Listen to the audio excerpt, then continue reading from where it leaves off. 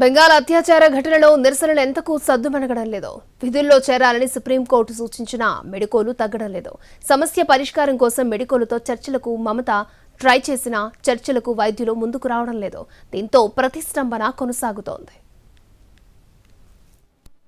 బెంగాల్ హత్యాచార ఘటనపై మమత సర్కార్ మెడికోలు మధ్య చర్చల విషయమై ప్రతిష్టంభన కంటిన్యూ అవుతోంది.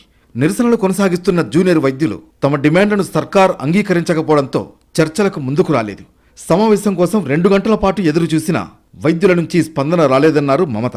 ఈ సందర్భంగా దీది కీలక వ్యాఖ్యలు చేశారు. ప్రజల ప్రయోజనం కోసం అవసరమైతే తాను రాజీనామా చేసేందుకు కూడా సిద్ధంగా ఉన్నట్లు ప్రకటించారు. ఆర్జికర్ ఘటనలో బాధితురాలికి న్యాయం చేయాలని కేంద్రాన్ని డిమాండ్ చేశారు.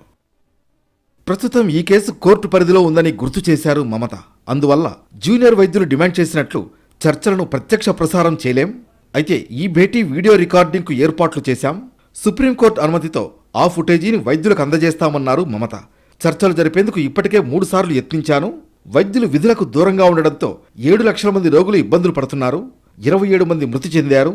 ఆందోళన చేస్తున్న జూనియర్ డాక్టర్లపై ఎలాంటి చర్యలు తీసుకోను. పెద్దవాళ్లం కాబట్టి వారిని క్షమిస్తానంటూ మమత తేల్చి చెప్పారు. హత్యాచార బాధితురాలికి న్యాయం చేయాలని డిమాండ్ చేస్తూ నెల రోజులుగా పశ్చిమ బెంగాల్ వ్యాప్తంగా వైద్య విద్యార్థులు ఆందోళనలు చేస్తున్నారు. ఈ క్రమంలోనే వారితో చర్చలు జరిపేందుకు ప్రభుత్వం సిద్ధమైంది. ఇందులో భాగంగా బుధవారం సాయంత్రం చర్చలకు రావాలని ఆహ్వానించగా 30 మంది ప్రతినిధులను అనుమతించాలని, ఈ భేటీని ప్రత్యక్ష ప్రసారం చేయాలంటూ వారు షరతులు విధించారు. వాటిని తిరస్కరించిన ప్రభుత్వం గురువారం మరోసారి చర్చలకు ఆహ్వానించింది.